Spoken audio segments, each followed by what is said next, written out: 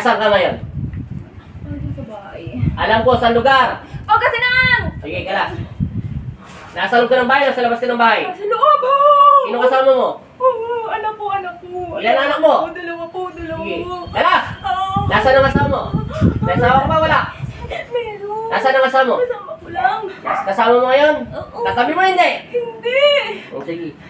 Kalas, bakit ka ba nagagalit dito? Hingit nga ako sa kanya eh. Bakit ka nga nainggit? Kasi po ganyan sa po ganyan kasi. May pera yan, nasa loob lang ng bahay niya yan. Bigay asawa niya. Ang dami bigay sa akin. Lagi ng asawa niya. Kilala mo itong taong to? Oo, kilala ko yan. Sige, kalas. Pag hindi mo yan, wala pa akong ginagawa sa'yo, pipitikin kita ng pipitikin. Ubusin mo yan lahat. Saan mo natutunan ng pagdarasal? Saan mo pagturuan ng pagdarasal sa pagkukulang? Sino matatanda? Matagal na, matagal na. Sakit-sakit. Sige. Magnetiko. Lagyan ng kuryente ang katawan niya. Amin. Painitin mo ng konti. Okay. Kalas. Okay. Lagyan ng konting apoy magnetika. Ay, tama na, please. Sige. Konting pagkakamali mo lang. Aatake yan sabay-sabay sa puso mo. Titigukin na lang kita dyan. Pasko naman ngayon eh. Sige, kalasin mo. Kita na kaya? Bilis. Ilang taon mo na ito ginagawa sa kanya? Gano'n nga katagal? Tatlong taon na. Ilan? Tatlo. Sige, kalas. Oo. Tatlo. Sige, ubos, nang ubos.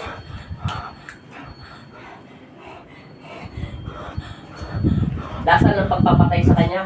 Pag napatay mo ba siya, mas magiging masaya ka? Tanungin kita. Pag pinatay mo siya, magiging masaya ka? Hindi naman. Kaligayahan ba ng puso mo na patayin siya? Hindi naman. Para masaktan lang siya. Para lang masaktan siya. Kita mo na, kalansay na nga to. Parang hindi siya kumakain. Hindi na natutulog yan. Hindi nga yata ito natutulog. Mga mukha nito, parang call center ang trabaho. Ulo niya daw para tulog. Okay, kalasin mo. Ano ba talaga? Dasal lang, wala kang nilagay na bagay sa katawan niya. Malalaman ko rin yan. Wala naman, wala. Sige, tanggalin mo. Lahat ang dasal. Gaano kadami nilagay mo? Konti lang. Sige, kalasin mo na kalasin. Bilisan mo. Pag hindi mo tinanggal yan sa araw na ito, maniwala ka sa akin. Tanggal ko na. Bilisan mo. Naiinip ako. Taga-Pangasinan ka, ha? Opo. Sige. Nanggagamot ka rin ba, hindi? Hindi po. Nangungulam ka lang? Opo. Bayaran? Opo. Sige. Marami ka ng beses nangungulam. Magkano lahat ng tinatanggap mong pasyente? Pagkukulam? Pag kung independe, kung wala na dating. Sige. Depende kung ilan ang darating. Sige. Kalas. Bisa mo.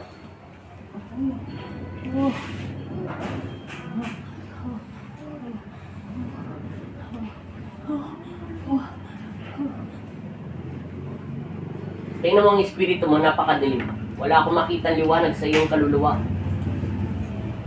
Sukdulan ng galit at inggit mo sa tao. Hindi ka ba niya pinahiram ng pera o pinapautang ka niya, hindi ka nakautang? Yung totoo. Nangiram ka ng pera sa kanya, hindi? Nahiram ako. Pinahiram ka, hindi? Ako pinahiram. Hindi ka niya pinahiram.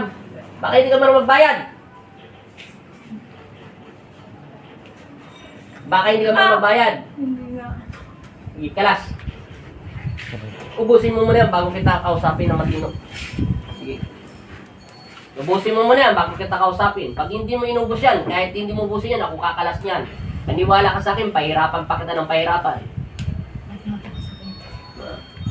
Bilisan mo na. Gaano ba kadami yan? Kunti lang naman, dito lang talaga. Yan lang sa ulo mo lang nilagay. Linisin ang buong katawan. Pag hindi mo nilinis ang buong katawan niya, pupigitin kita. Hindi lang ulo ang pinalilinis ko. Buong katawan niya. Wala akong tiwala sa'yo. Sige, sige, sige. Sige.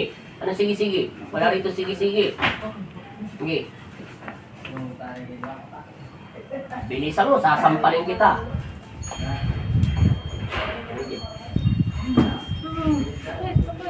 Bilis. Bilis. Hindi ka niya lang pinautang, kinukulang mo na siya. Marami siyang pera. Hindi pa ako dyan. Nainggit ka dahil marami siyang pera. Ako na lang mangungutang sa kanya. Ano kang ganda buhay yan? Paano naman na maging maganda buhay niya? Sabihin mo nga sa akin. Hindi na yan sa trabaho ngayon. Pero napapabili yan ng gusto niya. Pati pagkain mga anak niya. Kasi bibigyan lang niya ang asawa niya. Medyo yung asawa mo ano ba trabaho? Hindi siya nagtatrabaho. Minsan tricycle lang. Nagtatricycle ang asawa mo. Huwag mo tinalang lang ang tricycle. Dati rin ako nagtatricycle. Hindi ka ba nakukontento sa binibigay sa'yo ng biyaya ng Diyos? Ha? Siguro na ano lang ako. Na ano ka lang? Yung nahikayat lang ako ng maraming pera. Maraming pera. Oo. Di ba wala naman sakit ang mga anak mo? Wala. Hindi ka ba pa masaya dahil kahit wala kang pera masyado marami at nagtatricycle lang yung asawa, ay maayos naman ang iyong mga anak at walang sakit? Gusto mo bang bigyan pa to ng sakit ng demonyo para lang matuto ka tumawag sa aking ama? Ayoko po. Ha? Ayoko po. Yung mga tinatapon mong mga sakit, Patawad ko. ibabalik yan. Gusto mo sa iyo na lang ipunta ko yan. Pati sa anak mo. Itigilan mo ito. Pag hindi mo to tinigilan, bilisan mo. Opo, opo. Tanggalin ang tanggalin. Halos hindi ko na itong hinahawakan. Malawag lahat yan. Nakakabit sa kanya. Pantay-pantay lang. Kita mo, kapitik lang ang ginagawa ko sa kanya. Oh. Kahit itong pawakan yan. Oh. Patawad na, napakasakit. Alas! Opo. Sabi mo, konti lang ha. Kanina ka pa nagkakalas dyan ha. Siguraduhin mo lang maubos yan pag may naramdaman pa ako dyan kahit katiting. Maniwala ka sa akin. Pipilipitin kita ng pipilipitin sa loob ng katawan niya. Gagaling na yan. Opo, gagawin. Sigurado. Opo, sige. Makakatulog na siya. Mamaya, tulog na tulog ha. Hindi mo na babalikan. Okay, bilis. Tagalas. Hindi ka ba masaya na walang sakit ang anak mo? At natutokso ka ni Satanas? Gusto mo kay Satanas? Pansamantala lang ito. Balang araw, magiging alipin ka ng demonyo. Pag naging alipin ka ng demonyo, walang tubig doon sa ilalim ng impyerno. Walang pagkain. Gusto mo ba yun? Tapos yung mga katawan mo, tutubuan niya ng mga kitongin at saka uod. Lahat ng ginagawa mong kasalanan ay nakarecord to sa Ama, sa langit. Lahat ng ginagawa mo sa iyong kapwa, ay lahat ito, kahit isang hibla ng buhok niya o hibla ng buhok mo, ay nakasulat. Gusto mo ba mangyari yon? Gusto mo ba magkaroon yung mga anak mo ng mga apo mo ng mga walang hiya, salbahe? Gusto mo ba magkaroon ka ng lahi ng mga salbahe? Ititigil mo na ito. Kung hindi kanya pinapawutang ng pera, dahil hindi ka man magbayad, magsumikap ka. Kung asawa mo nagtatricycle, dati rin ako nagtatricycle. Dapat nyo matuwa ka eh. Eh anong gusto mo? Anong asawa mo? Lasenggero, gusto mo lagi ka binubugbog. Gusto mo nang bababae siya. Ano ba gusto mo sa asawa mo? Ayoko po. Hindi ka ba natutuwa sa asawa mo kahit nagtatricycle siya, nagsusumikap siya? Tapos ngayon, pinagtsatsaga mo magdasal dahil hindi ka lang pinautan ng pera nito. Hindi mo siya pinapatulog. Ilang taon mo na ginagawa to sa kanya? Ha? Tatlo po. Sige, kalas. Ilang taon ka na talaga? 40 na. Sige. Ouch. Ilan ang anak mo? Dalawa. Babae sila lalaki? Babae.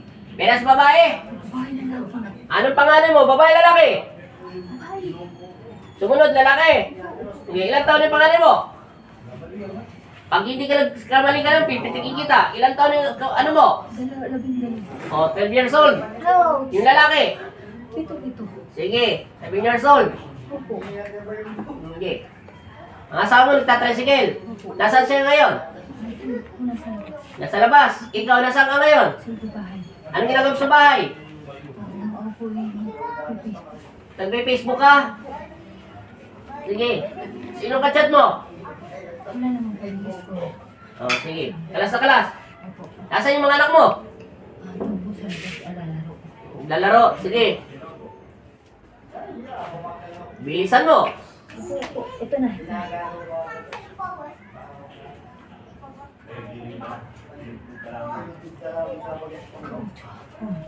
Sakit.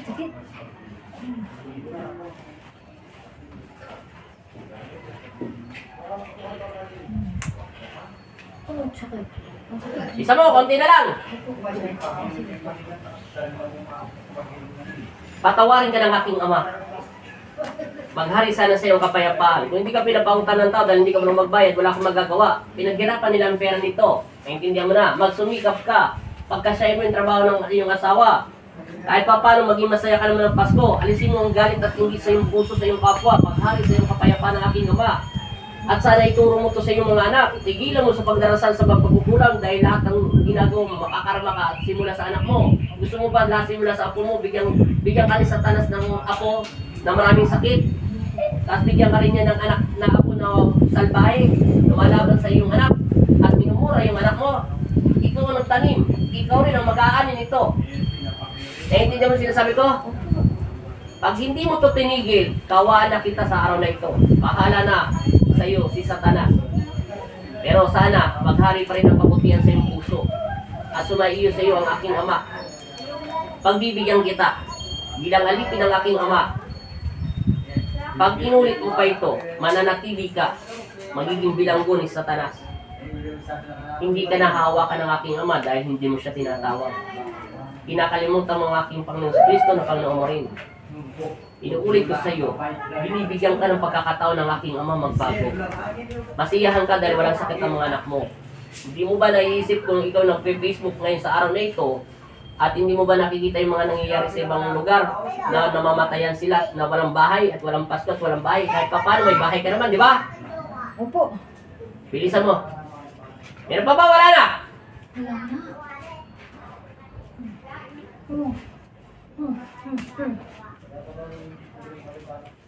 Ouch. Huwag mo nang ulitin to, ha?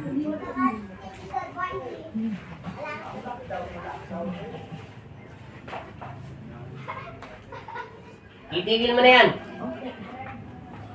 Titigil mo ang kamay niya. Titigilan mo na ito, ha? Naintindihan mo sinasabi ko? Pag hindi mo ito tinigilan, pupugutan kita ng hininga sa araw na ito. Maniwala ka, pupugutan kita ng hininga sa araw na ito. Pag hindi mo ito tinigilan, bibigyan kita ng tanda.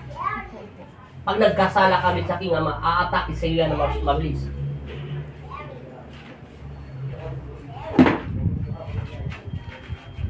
Patawarin ka ng aking Ama sa iyong ginagawang kasalanan. Sa pamamagitan ng pagsambit ko sa inyong pangalan, Panginoong Jesus, Amang Nazareno, na sa inyong harapan ng iyong alipin, nananalig ako at nananampalataya na sa inyo po ang taong ito ng inyong anak. Nawa ang lahat ng mga sakit nito ay umalis sa loob ng katawan ng taong ito at bumalik ito sa pinanggalingan o sa man nagmumulat dasal nito upang matuto siya. Lahat ng sakit nito ay babalik sa taong nagdarasal at ibinabalik ko ito sa pangalan ng Jesus. Amen. Mananatili ang aking salita hanggang ikaw hindi humingi ng kapatawaran sa aking Ama. Mawawala ang aking bisa kung ikaw ay hihingi ng kapatawaran sa aking Ama. Ang aking Ama pa rin ang magpapasya nito sa pangalan ng Ama at ng Anak at Espiritu Santo.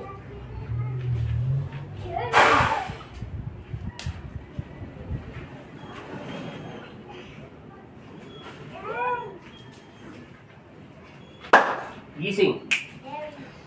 Pangalan. Mariling. Apelido. Tian niyo ako. Inom. Tingnan mo na malalim.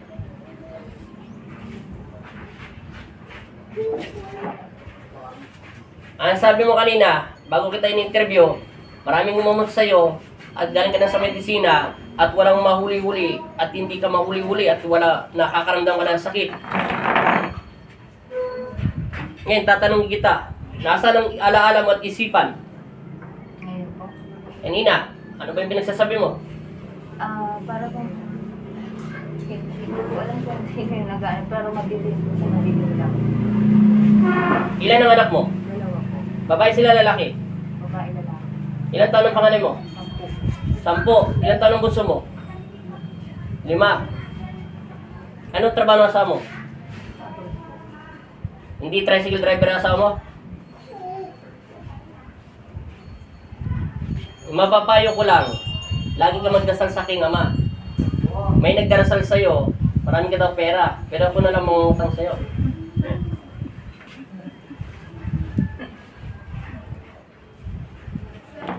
Mangungutang nga ako sa'yo, kasi marami kang pera. At least magbabayad ako. Ano paramdam mo sa katawan mo? Lumalabas yung init ng katawan mo. Sa ulo mo, anong paramdam mo? Ito na lang po. Dati kasi kanina, talagang parang kargado po. Ito na lang ngayon. Madali lang yan i-balance. Kargahan mo pa ng tubig yung panalangin sa iyong katawan. Dahil wala pa. Nagbabago na yung mukha mo. Nawawala na yung mga itim-itim. Dito.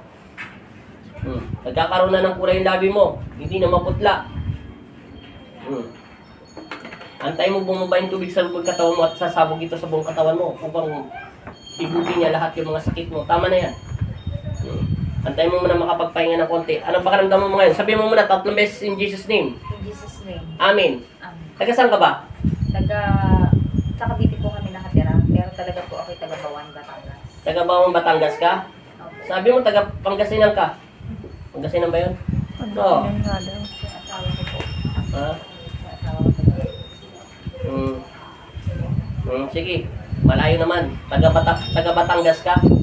Ngayon, saan kayo nauwi? May bahay po kami sa Cavite, sa Bacoor. Sa taga Bacoor kayo? Molino. Ulino? Hindi ka taga Pangasinan? Hindi ka upo ka rito. Kaya mo na yung pinagsasabi mo. Wala siyang alam. Relax. Lalabas pa yung init ng katawan niya. Tayo mo muna lumabas. Sobrang init. Maalsa pa. Anong pakiramdam mo sa ulo mo? Mainit. Opo, tapos. Antay mo lang.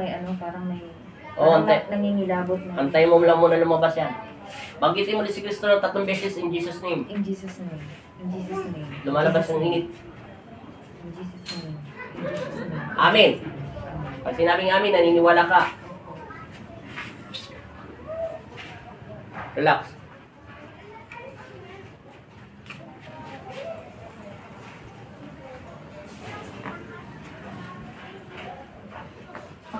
Ngayon na maayos.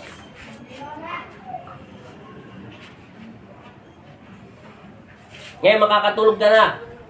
Gusto mo ba habang buhay matulog? Ayaw ko po. So, may gising na naman. Makakatulog ka na. Nag-lock yung mga hangin mo sa katawan. Relax. Relax lang. Yan na maayos.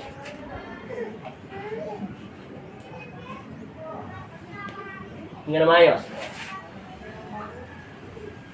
Harap ka muna rito. Kukunin ko pa yung hangin. Dito mo. Hindi, yan. May lang, yan. Dito mo muna panyo mo. Igan mo kami mo.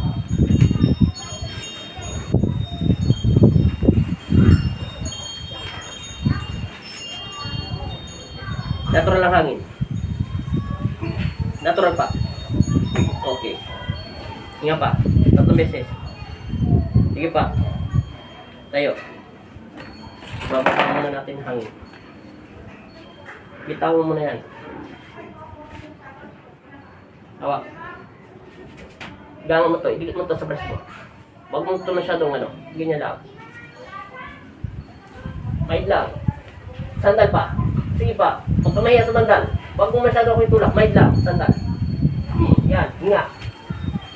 Okay. Gumalaw ng hangin. Hinga. Hinga. Opo. Wala na. Minto na yung hangin. Inom. Anong paramdam mo sa sarili mo? Hanggaan po. Makakatulog ka na yan. Mamaya tulog na tulog ka. Hihilig ka pa. Gusto mo mag-record ka ng video sa pahigaan mo. Malalaman mo, hihilig ka niya ng todo-todo. Di kasi nagpapautang eh.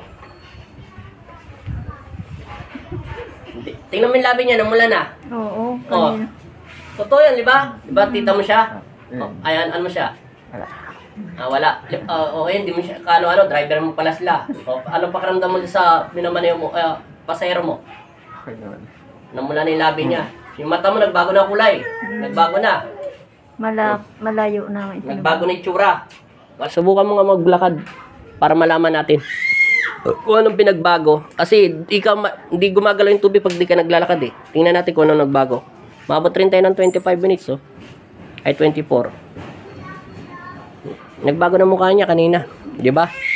Kala ko tita mo siya. Nagdadrive lang pala siya sa inyo. Ano paramdam? Pamangkin po. Napamangkin. Ano? Parang nangingilabot yung ganito. Okay lang yan. Pumapasok yung kapangyarihan ng Diyos sa iyo. At tinatanggal niya ito. Eh kisa walang kilabot, wala ka nararamdaman na araw ng Diyos. Ibig sabihin, malaki yung pinagbago. Nagbago nga yung mukha mo, naging bata ka ngayon eh. Kanina mukha ka matandang-matanda na eh. Oh, malsa na yung mukha mo. Kuya, yung flat-flat. Pwede din gawa ng ulam na yan. Automatical kinukulam ka. Kasi sabi mo, hindi ito mahuli-huli ng mga manggagamot. Eh, ilang segundo lang nagawa ko sa'yo eh. Nawalan ka na agad ng malay, tapos para ka nanginginig at nilalamig. Oo, papel nga lang nakadikit sa'yo kanina eh. Kaya ko lang kinabitan kita ng stick, tinitingnan ko lang kakayahan niya kung gano'n to kalakas. Kasi sabi mo kasi kanina sa akin, sawa ka na sa manggagamot, ang dami mo nang pinuntahan. At sawa ka na rin sa medisina dahil hindi makita ng medisina ang sakit mo. Ngayon, pababalikin kita sa ospital. Magpa-check up ka. Makikita na ng doktor ang totoo mong sakit. May sakit ka. Totoo. Ang sakit mo yata sa parte sa tiyan mo. At hindi to tumatanggap masyado ng maraming pagkain at hindi ka tumataba. Pero ay alamin ko maigi ang katawan mo para makabalance ito. Ngayon, pagbibigyan kita, ubusin mo muna yung tubig mo ng hanggang 1 month kasi ibibigay ng Diyos yan, ng tubig. Kahit maka 15 days ka, hanggang 20 days, bumalik ka sa doktor. Makikita ng totoo mong sakit. Una, hindi talaga nila makikita yan. Maraming beses ko na yan ginawa, maraming pumunta na rito. Kaya hindi makita ng doktor, ngayon makikita na ng doktor yan. Para mabigyan ka ng vitamin sa katawan. Masyado kasi 3 taon ka na niya pinahirapan eh. Natural, lahat ng immune system ng katawan mo, pati ugat mo, natulog na ito. Bagay, hinaharang niya ito. Para mabilis ka tumabat, gumaling ka na mas mabilis, papahayaan kita pumunta sa doktor. Maniwala ka sa akin, makikita na ng doktor sakit mo. Kahapon po, ako po yung nagpa-CT scan. Hindi. Subukan mo ulit, CT scan ka, di ba? Kapon, may take pa naman yun, di ba? Isa. Wala na, CT scan. Ganito na lang gawin ko. Magpa-check ka na lang sa doktor. Tingnan mo kung anong vitamins kailangan mo. Makikita niya. Magpa-pulso ka ulit, magpa-BP ka ulit. Oh, magparang yung meron tawag dito yung para sa hospital yung 500 ba yun? Yung parang i-check up lang yung laway mo, yung mga ganon, titingnan lang, parang ganon. Makikita ng totoong sakit. Gagabayan ka ng Diyos. Oh, meron ka sakit sa katawan. Totoo, meron ka sakit. Kaso may halo ka. Mas malakas yung halo mo eh. May halo kang kulam. Kung hindi ka nagbago, tingnan mo yung mukha niyan. Yan ang nag-drive sa'yo. Kita mo yung mukha mo, malsa. Kita mo yung mata mo, umayos-ayos na, hindi ka tulad kanina. Tingnan mo yung mukha mo, nagbago na, umalsa na. Sila naman nagsasabi, kasi maghapon ka nila kasama eh. Papunta rito. Nilang mapapayo ko sa'yo. Ayusin ko lang yung hangin mo sa katawan, ha? Anong pakiramdam mo ngayon? Magaan po. Magang na. Ito lang po ang medyo parang Lumalabas pa yung init. kinikilabutan pa ako. Huwag mo na intindihin yung kilabot. Yung kilabot yung galing sa Diyos yun, hinahawakan ka niya. Ibig sabihin yung kilabot, di ba kanina hindi mo nararamdaman yan? Wala po. Wala ka naramdaman, di ba yung una ka palang kita hindi ka pa ginagamit ng puno ng sareno, wala ka pa nararamdaman. Ang nararamdaman mo, puro sakit lang, di ba? Huwag mo na intindihin yung kilabot, tinatanggal ng Diyos lahat ng sakit mo. Yung tubig na pinapinom ko sa'yo, may panalangin yung magpasalamat ka. Oo, wala na yung kaninang parang bumibitak ang ulo mo. Oh, kasi naman pa kasi sinasabi sa akin na kumikilabot, natural lang yan. Kasi hinahawakan ka ng presensya ng Diyos. No, wag mo na intindihin yan. Dapat nga matuwa ka. Eh, anong gusto mo? Ibalik natin yung sakit mo kaninang sumasakit ang ulo mo, halos hindi ka makausap. Oh, nagbago na yung mukha mo eh. Bumata ka nga eh. Di ba bumata siya ng konti? Kala ko nga kanina, nasa 50 ka na eh. Oh, bumata ka na. Hindi totoo, hindi ako nagbibiro. Di ba, kala ko nga, pamangkin mo siya, nagdadrive pala siya sa'yo. Siya natatanungin ko, ano naman kampiyan niya ako, anong tingin mo dyan sa pinagmaneho mo? Oh, bumata nga. Ikaw, kaibigan mo siya, di ba, Nay? Kala ko nga, anak mo siya, anong pakiramdam sa katropa mo? Oh, nagbago nga mukha mo. Bumata ka nga, parang edad mo, nasa 38 ka na lang. Kanina, may gits kwenta ka eh. Oh, salamat ka sa Diyos. Salamat po. Salamat sa Diyos. Papel lang ang pinadampot ko doon sa... papel lang yun, nakita niya, unang video, papel lang kinabit ko sa'yo. Kaso, sabi ko nga sa kanya, nahuli na natin. Bigla ka kasi nanginig. Nanginig ka dyan, para kang para kang ahas na kalansay. Para kang kalansay na walang buto. Sumasayaw. Sumasayaw-sayaw ka. Sinasayawan mo kami. Totoo yun, meron ka naman video eh. Oo. Pag wala sa sarili. Kahit sampalin mo yan, hanggang di ko tinatawag ang pangalan niya, hindi magigising yan. Oo, kahit itulak mo siya dyan. Hindi yan magigising.